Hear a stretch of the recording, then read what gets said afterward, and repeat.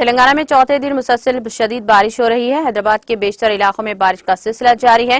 بنجارا Hills, jubilee Hills, پنجاگٹا، امیر پیٹ، بورا بنڈا، کوکٹ پلی، مادھا پور، فلم نگر، شیخ پیٹ و دیگر علاقوں کے بعض کالونیاں زیر آب آ گئی ہیں۔ کئی مقامات پر بجلی کی فراہمی میں رکاوٹ کے باعث عوام کو مشکلات کا سامنا کرنا پڑ رہا ہے۔ بھدراچلم ٹاؤن میں مسلسل بارش اور بالائی علاقوں کے پروجیکٹس کے پانی کے بہاؤ کی وجہ سے دریائے گوداوری کی سطح میں اضافہ ہو رہا نظر آ رہا ہے۔ اس دریا کے سطح 43 فٹ کی پہلی وارننگ لیول تک پہنچنے کا امکان ہے۔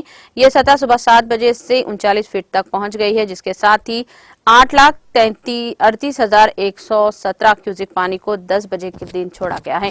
بلائی پروجیکٹس میں مسلسل بارش کے سبب پانی کی سطح بڑھ رہی ہے۔ ضلع کلکٹر ڈاکٹر پریانکا نے کہا کہ پانی کی سطح میں مسلسل اضافے کے پیش نظر سرکاری مشنری کو چوکس کیا گیا ہے۔ انہوں نے کہا کہ حکام کو بارش سے متاثرہ علاقوں کی عوام کو محفوظ مقامات پر منتقل کرنے کی ہدایت دی گئی ہے۔ ساتھ ہی عوام سے درخواست کی گئی ہے کہ وہ حکومت کی ہدایت پر عمل کریں۔ انہوں نے ہدایت دی ہے کہ سیلاب کی صورتحال پیدا ہونے سے پہلے عوام باز آبادکاری مراکز پہنچ جائیں گے۔ سرکاری عملہ گاؤں، منڈل اور ضلع سطح کی دفاتر پر دستیاب ہوں۔ جن علاقوں میں پانی سڑکوں پر پہنچ گیا ہے وہاں ٹرانسپورٹ سروس بند کر دی جائے۔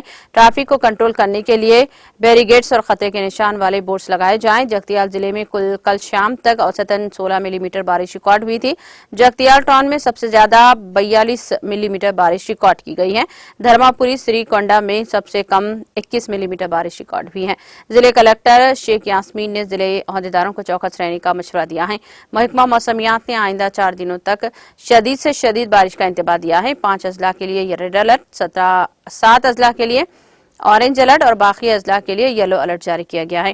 محکمہ موسمیات کے ڈائریکٹر جنرل ناگرتنا نے کہا کہ ہوا کے کم دباؤ کے زیر اثر آئندہ 4 دنوں تک شدید بارش ہوگی۔ اگست کے پہلے ہفتے تک ہلکی بارش کا امکان ہے۔ اس سلسلے میں حکام کو چوکس کر دیا گیا ہے۔ شمالی تلنگانہ کے اضلاع میں حکام آبی ذخائر، کم اونچائی والے پلوں، سڑکوں اور نشیبی علاقوں میں پانی کی سطح پر نظر رکھے ہوئے ہیں اور وقتاً فوقتاً صورتحال کا جائزہ لے رہے ہیں۔